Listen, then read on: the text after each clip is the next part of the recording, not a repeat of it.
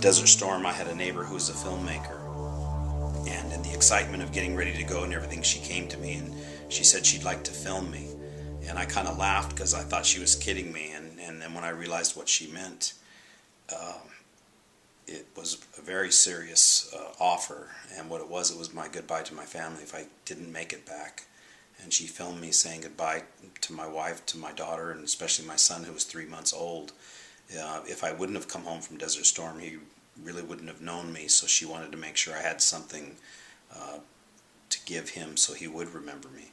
And to this day, I have not taken that film out of the cartridge and looked at it. I don't know if it's bad luck or what, but someday I look forward to looking at that with my son.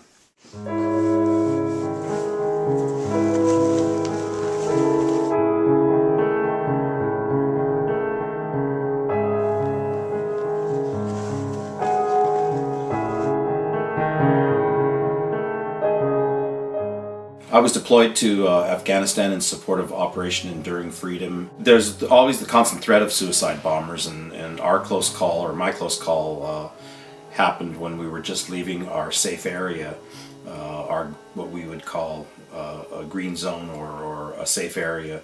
And I was in a Humvee driving down the road, and next to me was a partner of mine, and he saw a white Toyota Corolla coming, and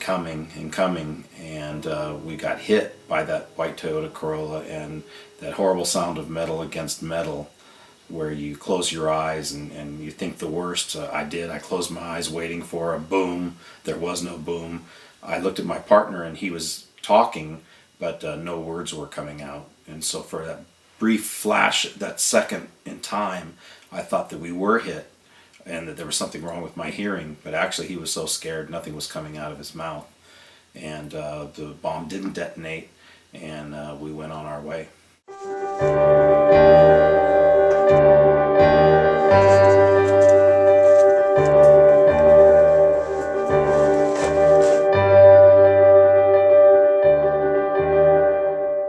I mean, I have faith in God, and God got me through it, my family got me through it, but my fellow soldiers, but also the sailors and the airmen that I was serving with, I had a big responsibility. I wanted to make sure that I did everything possible to do my job, train the Afghans so we can get out of there, but also not do anything foolish that would cost somebody their life. So all my men and women could make it home that I had any power over.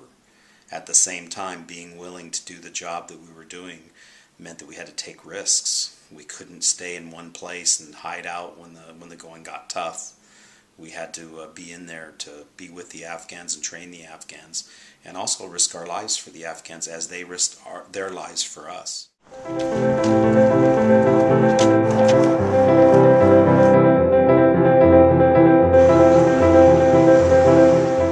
When you're leaving a combat zone, you're relieved that you're alive, and you want to see your family, and you want that physical intimacy of hugging and actually kissing instead of seeing on Skype or getting a letter, your kids and your wife and your mother and father.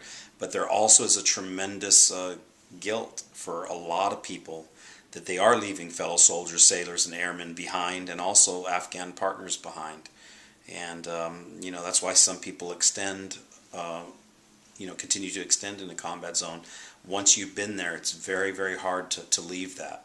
I'm still torn. If I was told to go back tomorrow, I would go back. I really, really would. And it's not that I have a desire to prove anything. I don't. It's not that I have the desire to kill anybody. I don't. But I do have the desire to contribute to get that thing finished.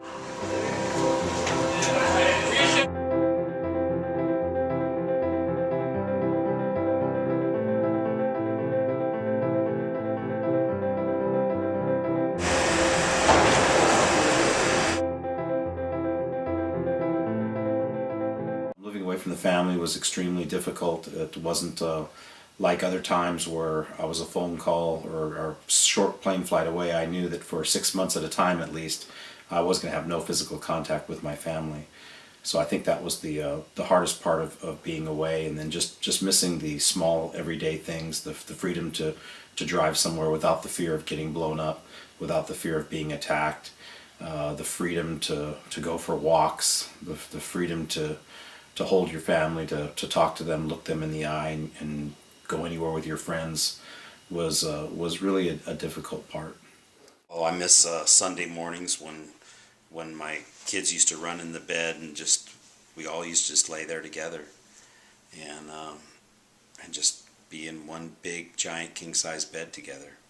My kids grew up somewhat without me, and I haven't always understood them, and I don't think they understand obviously what I've done in the Army. It's been difficult.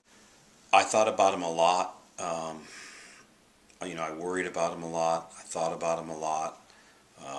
There were times at night when I really couldn't sleep, just wondering what they were doing half the world away.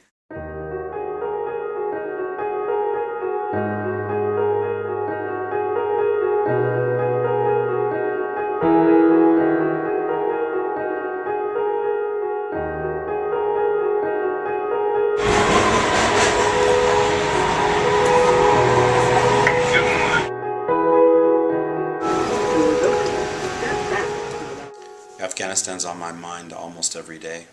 Almost every day, an experience like that, for good and bad. Um, I don't like crowds. I don't like confined spaces. I don't like noise at night. But as I said, I'd go back tomorrow.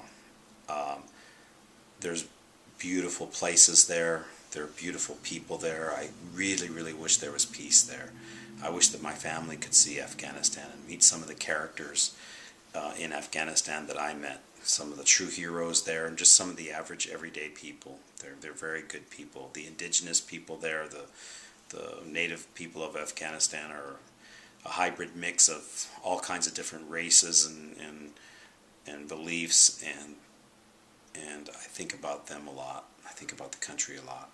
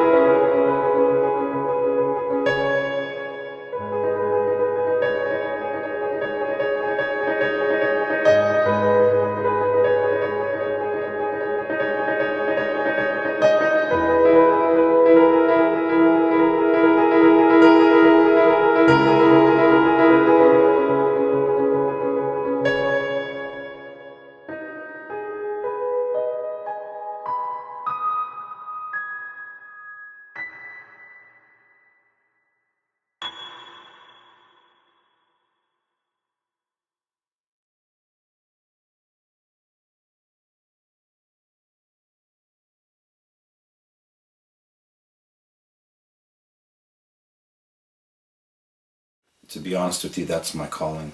I would go in a second. And people that haven't served, that's one thing they don't understand. How a soldier could leave their community, their family, to go back to a war zone.